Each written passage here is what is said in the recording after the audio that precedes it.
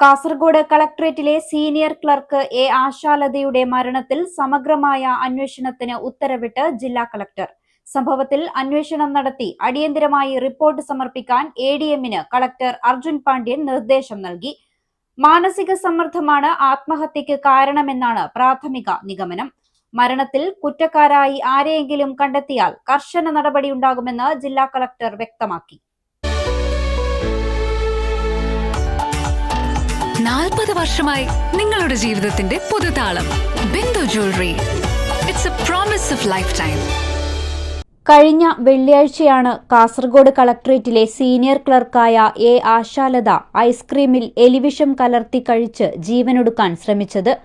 ഗുരുതരാവസ്ഥയിലായ ഇവരെ കോഴിക്കോട്ടെ ആശുപത്രിയിൽ പ്രവേശിപ്പിച്ചെങ്കിലും ഞായറാഴ്ച ഉച്ചയോടെ മരണത്തിന് കീഴടങ്ങുകയായിരുന്നു. വീട്ടിലും ജോലിസ്ഥലത്തും താൻ ഒറ്റപ്പെട്ടുപോയെന്ന തോന്നലും അതുണ്ടാക്കിയ കടുത്ത മാനസിക സമ്മർദ്ദവുമാണ് ജീവനൊടുക്കാൻ പ്രേരിപ്പിച്ചതെന്നാണ് ആശാലതയുടെ മരണമൊഴി.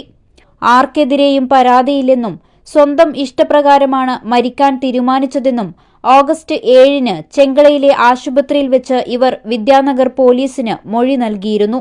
കഴിഞ്ഞ മെയ് 12 മുതൽ കളക്ടറേറ്റിലെ തന്നെ എൻഡോസൾഫാൻ സ്പെഷ്യൽ സെല്ലിലായിരുന്നു ആശാലത ജോലി ചെയ്തിരുന്നത്. ഇവിടെ മികച്ച രീതിയിലാണ് ഇവർ സേവനം അനുഷ്ഠിച്ചിരുന്നതെന്ന് സ്പെഷ്യൽ സെൽ ചുമതലയുള്ള ഉദ്യോഗസ്ഥർ സാക്ഷ്യപ്പെടുത്തുന്നു. നിലവിൽ വിദ്യാനഗർ പോലീസ് കേസിൽ വിശദമായ അന്വേഷണം നടത്തിവരികയാണ്. ഇതിനു പുറമെയാണ് ജില്ലാ കളക്ടർ അർജുൻ പാണ്ഡ്യൻ IAS എഡിഎമ്മിനോട് അന്വേഷണ റിപ്പോർട്ട് തേടിയത്. ഉദ്യോഗസ്ഥയുടെ മരണത്തിൽ ആർക്കെങ്കിലും പങ്കുള്ളതായി കണ്ടെത്തിയാൽ കർശന നടപടി സ്വീകരിക്കുമെന്നും കളക്ടർ അറിയിച്ചു.